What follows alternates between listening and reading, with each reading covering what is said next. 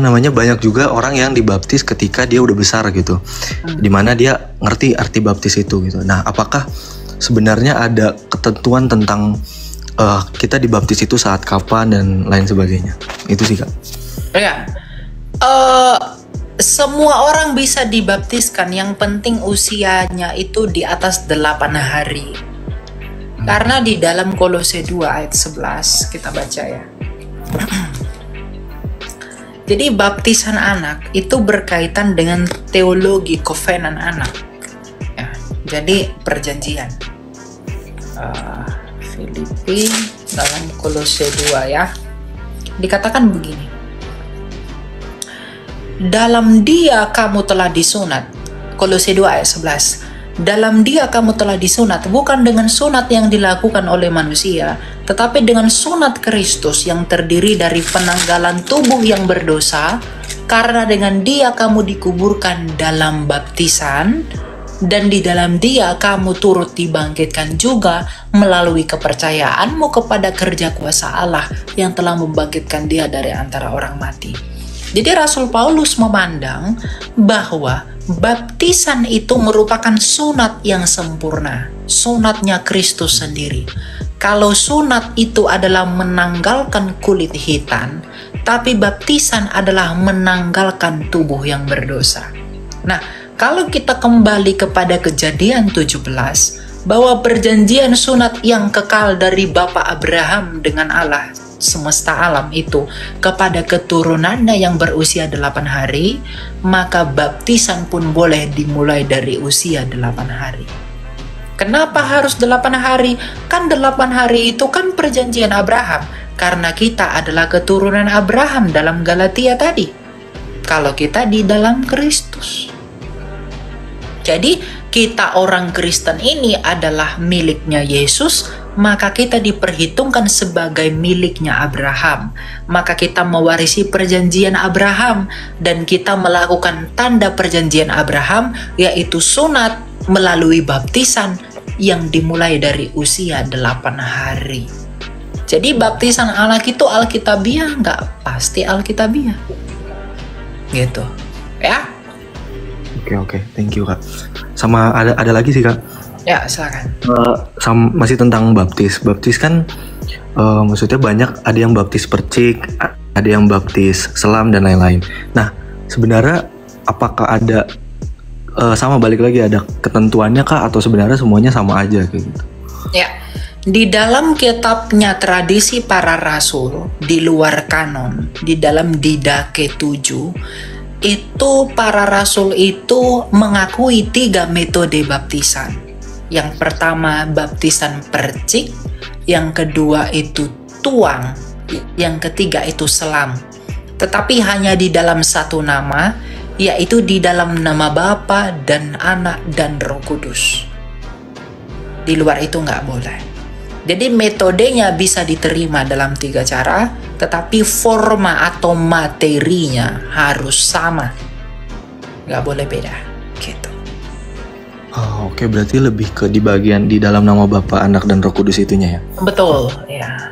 Okay. Nggak boleh di dalam nama Bapa dan Anak dan Roh Kudus, yaitu Tuhan Yesus, itu salah. Harus di dalam nama Bapa dan Anak dan Roh Kudus. Gitu. Oke. Ya, karena itu perintah Yesus sendiri ya. Oke. Thank you Kak. Sama satu lagi sih Kak. Tapi ini bukan tentang baptis dan lain sebagainya. Cuman ini lebih ke tentang pergaulan sih Kak. Kan maksudnya dalam pergaulan gak usah yang jauh-jauh deh. Dalam teman-teman yang maksudnya sama gitu, seiman gitu, satu agama. Kan banyak juga. Saya kan gimana ya? Saya lumayan sering nonton VT-VT-nya Kak Elia, terus maksudnya rajin ke gereja juga. Nah, saya tuh pengen ikut mewartakan Injil Tuhan gitulah. Maksudnya apa yang saya dengar di firman pengen saya aplikasikan, pengen saya sebarkan juga ke teman-teman. Walaupun mungkin nggak directly langsung kayak jelasin pakai ayat Alkitab dan lain sebagainya. Cukup mungkin dari sikapnya dulu aja kayak gitu. Nah, cuman kan teman-teman seiman kita juga banyak juga yang mungkin kayak nggak suka juga denger apaan sih terlalu religius atau dan lain sebagainya. Nah, saya tuh juga termasuk jadi kayak takut gitu sih untuk nunjukin sikap religius, maksudnya untuk negur kalau misalnya teman saya salah dan lain sebagainya, karena takut kalau misalkan once saya buat kesalahan, karena kan balik lagi manusia nggak luput dari dosa kan. Nah, takut kayak once saya buat kesalahan atau gimana, ntar malah itu balik ke saya gitu loh, kayak lu ngajarin gua tapi lu sendiri kayak gitu. Nah, saya pengen belajar dari Kak Elia sih, maksudnya kayak any tips kan Kak Elia aktif di sosial media dan saya juga sering lihat di komen-komen banyak yang ngehujat dan lain sebagainya kayak gitu. Nah, any tips mungkin dari Kak Elia sebagai anak muda juga gitu untuk menghadapin hal-hal kayak gitu dalam pergaulan atau mungkin dalam pergaulan seiman dan atau mungkin yang dari luar yang mencoba untuk nyerang kita kayak gitu. Ya, anak muda ya. Anak muda ini adalah bunga gereja. Saya, kamu, Shirley, anak-anak muda yang dengar live saya ini, Kristen itu adalah bunganya gereja. Ya. Generasi kita ini adalah generasi terdepan untuk membawa nilai-nilai Kristus dan pengudusannya bagi dunia. Saya mau mengatakan begini. Kalau kamu takut mewartakan Kristus, kenapa kamu lebih takut kepada manusia yang hanya bisa membunuh tubuh daripada Allah yang membinasakan tubuh dan jiwa? Kamu bayangkan, sepadankah ketakutanmu itu daripada jiwanya yang akan binasa? Kamu mungkin akan dijauhi beberapa orang, tidak disukai beberapa orang, dijauhi circle lingkungan. Apakah itu sepadan dengan hilangnya nyawa orang itu dari kehidupan kekal? Saya mengalami itu. Saya banyak, orang Kristen sendiri banyak nggak suka sama saya. Banyak yang benci saya. Ngapain sih begitu? Ya saya nggak peduli. Karena tujuan kita itu gini loh. Rasul mana yang nggak berdosa? Kalau masalah kamu sok suci, kamu pun orang berdosa.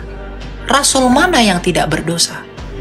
Paulus itu mantan pembunuh loh. Saya bukan membunuh. Saya tidak pernah tipu orang. Saya nggak pernah ngemis-ngemis uang orang.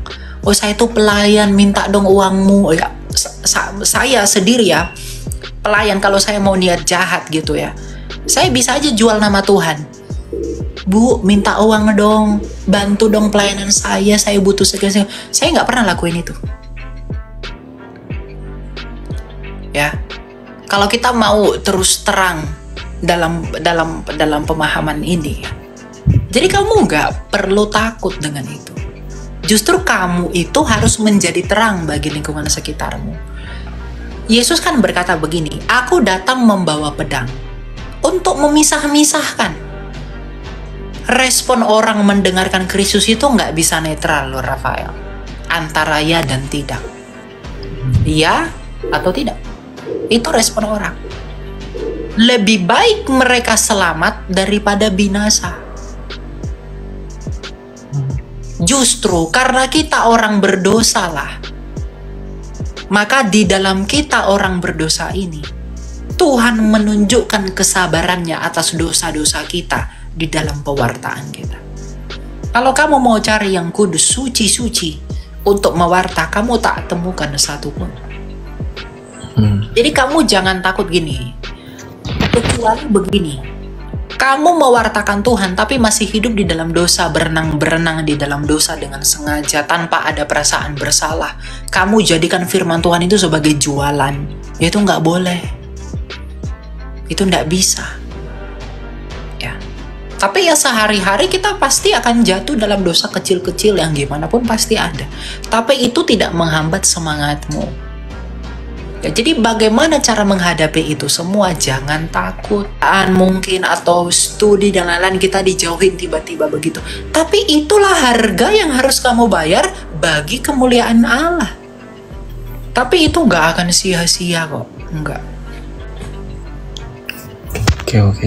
Gitu. Jadi tetap semangat aja. Ya, kita semua akan tertolak di dunia ini. Tapi kita itu mau menjemput semua orang ke hadirat Allah. Inilah hidup itu. Jadi anak-anak muda tuh, daripada TikTok ini kamu gunakan joget-joget dan lain-lain sebagainya, bolehlah tipis-tipis lah beritakan Yesus. Dengan cara-cara kalian aja. Mungkin suka konten masak-masak, ya, sambil memasak, apalah ide-ide kreatif, boleh dibuat. Atau suka traveling, jalan-jalan, nah boleh. Di dalam itu ada aja cara Tuhan mau itu. Nah, kamu apa profesi kamu? Ya, kita itu nggak harus jadi pendeta untuk layani Tuhan loh. Ada pebisnis, dokter, guru, kerja kantoran, kerja aja dengan itu. Tapi lakukan panggilanmu untuk memelihara perintah Allah di dalam profesimu itu. Ya, itu yang mau kita lakukan. Nah, kamu sekarang sebagai apa dulu? Pekerjaanmu apa? Kamu kuliah apa? Nah, lakukan itu panggilanmu itu di dalam pekerjaanmu. Kamu nggak harus jadi seperti saya. Harus jadi apologet, enggak. Melayani Tuhan itu ya ketaatan hidup. Gitu. Kamu nasihati orang, tegur orang untuk nggak berdosa. Itu salah loh, itu nggak baik loh. Firman Tuhan tuh begini, bla bla bla dan lain-lain. Itu dalam melayani Tuhan, kamu menjadi Kristus-Kristus kecil bagi mereka yang belum kenal terang. Gitu. Mulai dari hal-hal kecil aja dulu. Oke. Thank you Kak Elia buat insight-insightnya. Itu aja sih dari saya. Thank you Kak. Semangat ya. Ya. Siapa namamu? Ya, Rafael ya.